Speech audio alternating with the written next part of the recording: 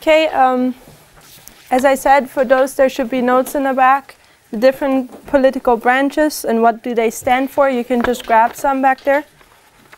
There is explained what fascism is, monarchy, democracy, a republic, Marxism, communism, populism, socialism, feudalism, nationalism. And in the very back you will see a like a list. And this list just shows the differences between what is a democracy and a republic, because technically they're very close together. They're quite the same, but there are some fundamental differences. Okay, so we won't have time this trimester to go through these branches, but it's for your own study. And I'm going to take this part here away now.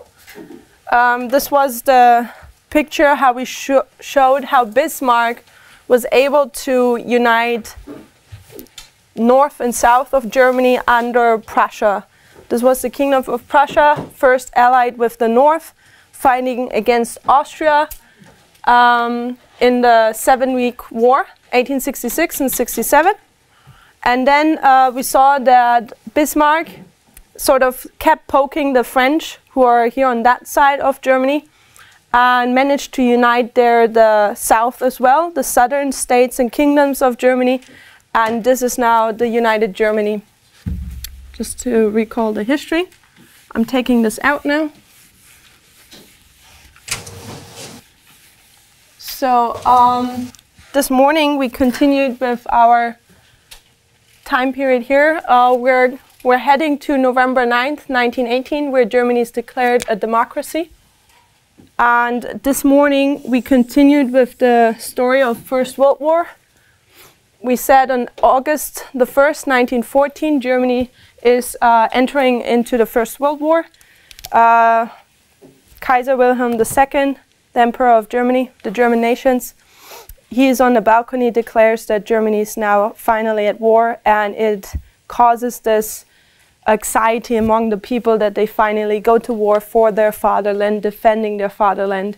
And they thought to be home by Christmas, but the war lasts 4 years, and it's a very intense war, and for me also quite a foolish war, because especially when you look at the strategy of the Eastern Front, you see that just people are just burned.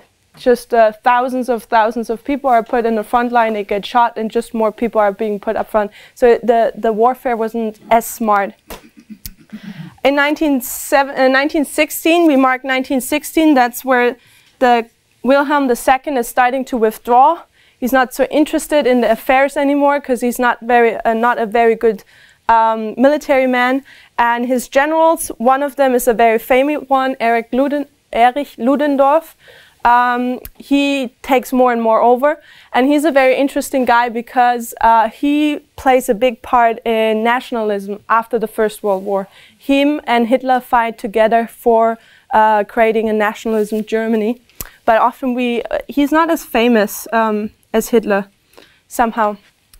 But 1917, we see here we have the Russian Revolution, where also the Russian monarchy ends now. If anyone has found anything in the history which is very interesting, please feel free to comment and add to the study.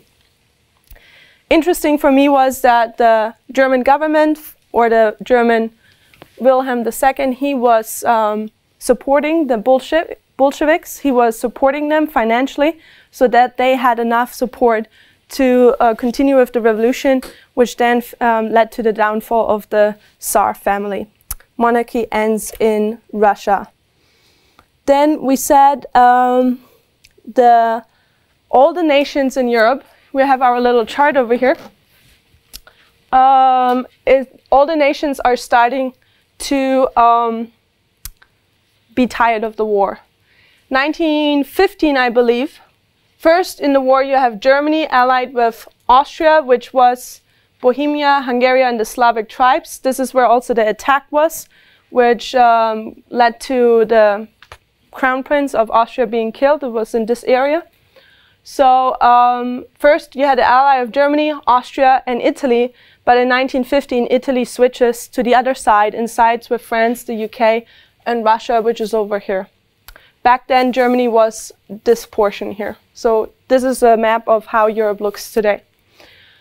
Okay, so everyone grows tired of the war. And here, this is the East Front, more or less like this. And this is really a rough war. During the war, the borders don't really change much, except for maybe a few miles. But it was a very intense war, and one of the characteristics of this side of the war is that they started to dig trenches. So you had actually from Switzerland all the way till the British Channel, you had trenches dig through. So 1917 in the summer, Germany grows tired, especially, but also the other countries. Tired of war. And then in September, oh, excuse me, this is 1918. 1918 in the September, Germany is exhausted.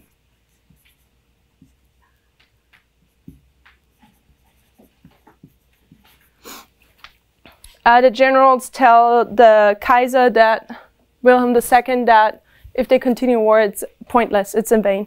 Especially also because the Western Front had ended, the war with Russia had ended, so all the people were now on the east side, and here nobody was able to move anything. Germany was not conquering any space. Here also the Allies were not conquering any space from Germany. So it was just in vain to do the war, especially also because I think 1915, the US started to enter the World War, and Germany always thought that America would never enter the World War because the ocean was in between. However, when America entered the World War, by the end of the First World War, they had 1 million soldiers in Europe. And this was also, you see how Germany, they basically kill their people and run out of sources and people, while these allies, they get a whole bunch of new people from America who fight on the front line. So their sources are not being exhausted, but Germany's sources are exhausted. So it's in vain to keep the war going. However, you have also now the bad condition in Germany. And what happens now in October of that year, we're in the year 1918.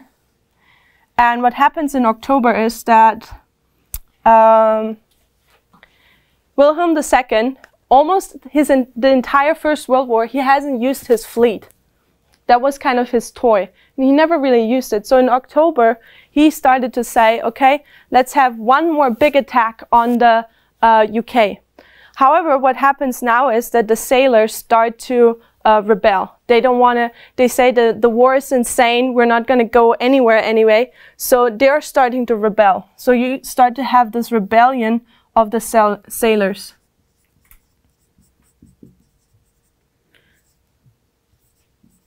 And this essentially leads to the end of the war. And I would mark the rebellion goes several days long, but I would mark the peak of it on the 3rd of November that year. And I think that's the date Sister Tess brought out.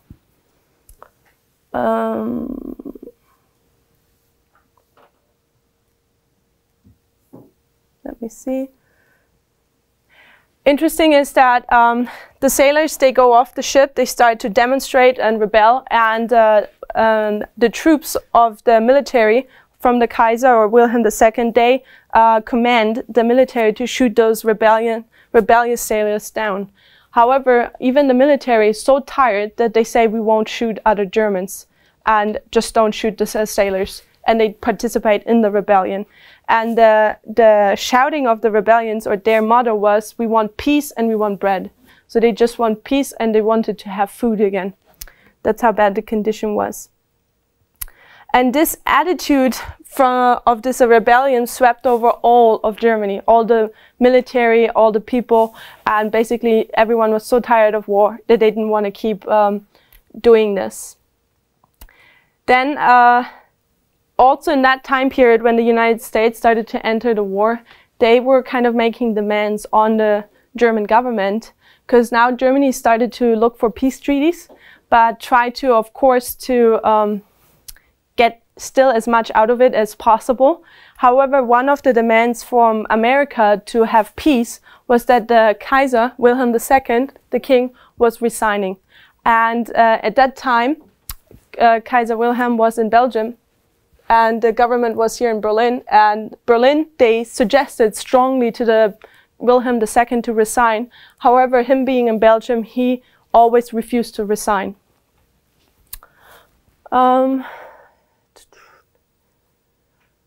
Then if you look through history, this is growing into the peak, or let's put it that way, the pot is starting to boil. The water is already hot, but here it's starting to boil with all the rebellions. And what happens is that the pressure gets so big and so huge and heavy on the German government that on the 9th of November, Max von Baden, the Chancellor of Germany at that time, which was actually relative to Kaiser Wilhelm II, he just announces that King Wilhelm II had resigned. Even though he hadn't resigned, he just announces this. The Kaiser had resigned, and we're good now. We can have a peace treaty with the United States. Repeat his name again? You have to use the microphone for the yeah. So the name, the request was, what was the name? It's Max von Baden. So von is the title, von Baden. This was his territory or his kingdom. But it's also considered as his surname. Okay, so what happens on November 9th is the Chancellor, Max von Baden, he announces that the king has resigned, even though he didn't resign. But the problem was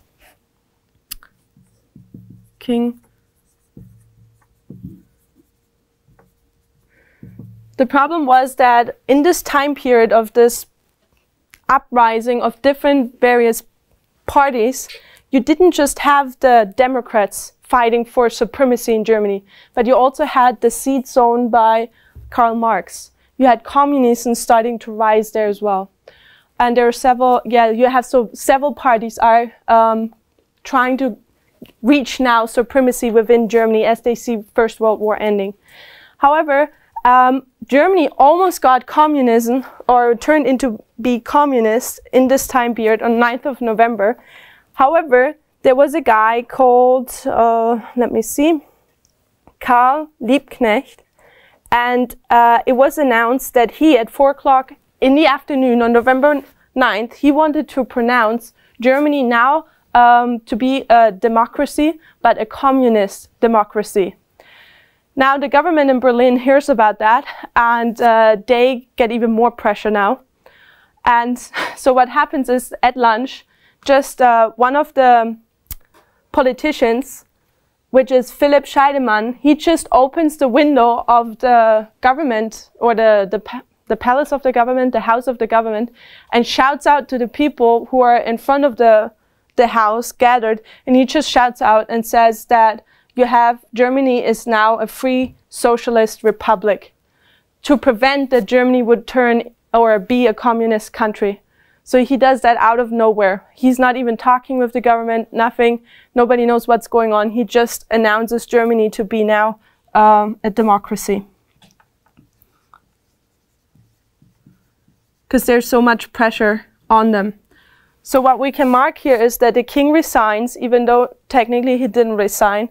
And then because of a pressure between several parties, one of the politicians just goes and announces Germany to be a democracy, a republic, a socialist republic. And later on, these people who wanted to announce a communist Germany, they get executed later on. So what you have starting here is now a new government.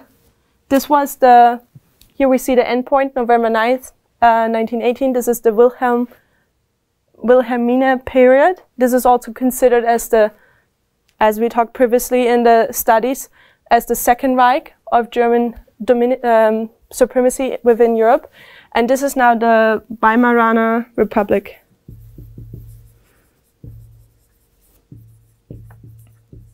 And we're running out of time this trimester. I might, if the Lord is willing, in March I might speak more about this, because what happens now is, now you have Germany to be a democracy. You have a parliament with several different parties now, and they are always gaining to be the chancellor from Germany. And you have very conservative ones, you have liberal ones, you have some people, they want to go back to monarchy, you have people who want to be nationalism, people who want to be communism, you have all kinds of parties. And this Weimaraner Republic only lasts several decades till Hitler rises. However, now starts a very confusing time period in Germany. As I shared with you, all these different parties, they struggle for supremacy in the government. And often what happens is that just politicians are being murdered. Like a chancellor would be at its height, trying to figure things out, trying to lead the country, and then suddenly he would be killed. And then another party would gain the power. So this is it reminded me a little bit of Rome. You know, in the Senate, you had always the more higher people, and then often, like what happened to Caesar, they just didn't like Caesar, so they killed him. And similar situations are happening in this time period now in the Weimaraner Republic. However, there was one guy, his name was Gustav Stresemann, and he was he was a little bit like a second Bismarck. He was the good guy in this time period. Because also what happens in this time period is First World War had ended and a lot of sanctions were put on Germany. They had to pay a lot of money to France, the UK, to America, and so on, to pay, so to speak, their debt. And reason for Europe or other countries to put that much sanction on Germany was to make sure Germany would not rise again and do what they've done before. And it didn't work out, because with Hitler they started doing that again. However, after First World War, in 1919, we see the treaty in Versailles. So if you remember with Bismarck, we had 1871 in Versailles, there was a treaty that Germany is united. A few years later, 1919, same place, but now Germany is the loser, is not the winner again. And here are heavy sanctions are being put on Germany, as well as French and the UK and American, I'm not sure about American, but UK, French and Russian take over some German territory, as well as have soldiers within Germany. And if you look at today, you have still a lot of soldiers in Germany, especially from America or the UK. But especially the Americans have a lot of soldier stations still in Germany. Okay, so you have a lot of sanctions, and Germany struggles to be able to survive even. And they loan a lot of money, or sorry, they borrow a lot of money from America and able to do it. However, in this time period and all this confusion, you also have the inflation going on in 1923. Inflation. And I suggest, and sorry, I can't go into much details because of time, because we also have a different program tonight. But because of the inflation and all these struggles from Germany surviving, in these struggles, which party is to rule Germany and have the supremacy, all the killing going on under the politicians, this is where Hitler is rising. Under much confusion, the country doesn't know where to go. This is the perfect environment for somebody like Hitler to grow. And Hitler at first didn't have it easy. Hitler served actually in First World War. He was part of it. And at first he gets a lot of trouble for being a nationalist, and he even goes to prison for 5 years. However, when he comes back, he's considered as a hero. And under all of this confusion going on, he refers back to the old time period of glory, more or less, under the Wilhelmina period before First World War. And he more or less makes the attempt to show people that First World War was a mess, and we need to clean up and do it better. And Germany, being in a mess, of course wants the glory once again. So Hitler actually does the same as Wilhelm did. He wants to make Germany great again. And he's starting to gather a lot of people around him. And he does a good job, so to speak, because he brings up the economy again. He makes everyone have a wealthy life again. If you ever heard about the car brand Volkswagen, this is literally translated means a car for the people. Stuff like that Hitler did for the people. What do people do? They love people who do things for them. Why did people love Caesar? Because Caesar did what the people wanted. So Hitler, he was a very smart guy. He looked at the confusion and gave people exactly what they needed, and they loved him for that. And this was the way how Hitler rose to power, and then he did what he did, the awful things. However, I suggest that we can see parallels today in our time again. We're seeing confusion in our ranks today. If I even just look at the parliament and the different parties today in Germany, they have no idea what to do. All these different parties, the last vote in Germany, the result of it was in a way where few months later, they had to basically re-vote or almost ask for re-vote because nobody knew where to head. Nobody had an idea what to do next. The correlation of the different parties didn't work out, and so on. I'm just stating here, there's a lot of confusion going on within the political parties in the world. In America, you basically only have two, I think, the Republic and the democracy. In various other countries, you have way more. And this confusion, as existed in this time period, exists again in the world, especially in Europe. And you see different crises as well. And I'm suggesting it will be even worse. And in this time period, when you have a crisis and things are going back, this is the perfect environment for people to stand up and say, let's make our country great again. And I suggest this is what Trump does here, but it's also a lot of politicians, what they do in Europe again. One guy is really famous at the moment, and Sister Kathy has done a little bit of research about him. It's the Chancellor of Austria, because Austria has already switched signs a lot. They went from the left wing back to the right wing. And I'm suggesting we're repeating that history again. We're right now in this time period, we're creating an environment for people to rise and say, let's make our country again. And by history, and it first sounds nice, it sounds like a relief because it is relieving the country from the crisis. However, by history, we know where this is heading to, where it's leading to. And we don't even only have to look at Hitler. We can look at other stories which we consider to be great, like even Caesar. Caesar, the entire world considers him to be good. However, he pretty much did the same as all the other emperors. Alexander the Great, Charles the Great, Otto the Great, they all did the same thing. It's just because they are thousands of years past, we consider them to be good. Hitler is only 70 years ago, and we consider him bad. And I suggest there is no difference. They all did bad things. So, time is basically up, but all I'm going to tell you in a very brief moment, and maybe if the Lord is willing, we continue this in March, what happens in First World War in the year, let me get the year, so you guys know about this. Collusion,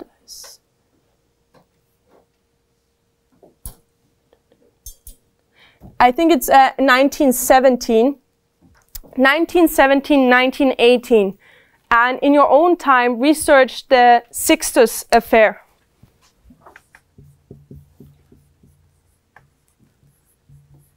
So what happens here is the following. In the year 1917, 1918, Germany is allied with Austria and the Austrian kingdom. They're both monarchs. Monarchy is still ruling here. Not in France anymore because of the French Revolution. However, what happens is that the Austrian king dies and is replaced by another king. But if you recall, the the crown prince was killed at the beginning of the First World War. So he's getting replaced by a close-by relative. However, this close-by relative, he does not like the Germans. So we see a switch in the Austrian leadership, in the Austrian government. And he's married to a lady from the Bourbon family, which used to rule France before the French Revolution. So we see here a switch. Austria is receiving a new king, and the new king doesn't like Germany now, but is more connected to France, which is technically the enemy. So the Bourbon family is not ruling France anymore, yet though they still have a lot of connections. And what happens now is that Austria, just as all the other countries, are very tired of the war. What he does is that he secretly, through his wife and their family, reaches out to the French government in order to seek for a peace treaty. And this also reaches then the UK. And all of these are ready to say, okay, let's make peace. And one of the conditions was that the territory here, if you recall, I said there's a 1,000-year war going on between France and Germany around this area. The last time this area was taken was after Napoleon had lost everything. Germany again invaded this area and received the territory. However, now after First, Second World War, or in Second World War, France says, okay, let's make peace. We want this piece of country here again. We want to have it back. And the Austrian king, it's anyway not his country, he says, okay, let's do it. You can have that. That's okay. However, these people secretly have collusion going on. Is that the word what we would use? Collusion? So they secretly meet. Germany doesn't know anything of what Austria does. They meet secretly in Switzerland. And Switzerland is so funny. It's always considered as the neutral country in Europe, but they were not very neutral. So, however, they meet in Switzerland. But one thing didn't work out, and that was Italy. Italy had switched side from this being this ally now to the ally of the UK and France. And Italy wanted things from Austria, where Austria said, we cannot do this. So this peace treaty essentially fails, and nothing goes on. However, in the year 1918, in spring, what happens is that the Chancellor of Austria goes public, does a speech and says France had reached out to Austria for peace treaties. So now an information war starts, and the secular world calls it an information war.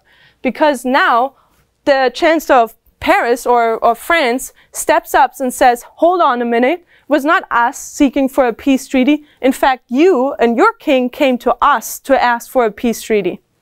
So this war goes on, and everyone blames the other one to be a liar, till France puts in the newspaper the letter the king of Austria had written for asking for peace. So we see here a leak of information, and I thought that was really interesting for the current studies we're doing. So we see this, and this, of course, do you think Germany liked that? Kaiser Wilhelm II, he did not like that at all. So the next time the king has to go to Wilhelm II, and this is in spring 1918 now, they meet, and basically Austria, the king of Austria, is a complete underdog now. He has to accept all the terms Germany puts on him. And what Germany does is that they want full surrender of Austria to Germany, as well as the military say in the First World War. So Austria is completely humbled by the leak of information of the collusion which was going on. Then anyway, First World War ends. The monarchy ends in Germany. Also the monarchy in Austria ends. The Austrian monarchy is exiled to an island. I thought it was interesting because Napoleon was also exiled to an island. And this was pretty much it. Any questions? Any thoughts? Okay, then I would say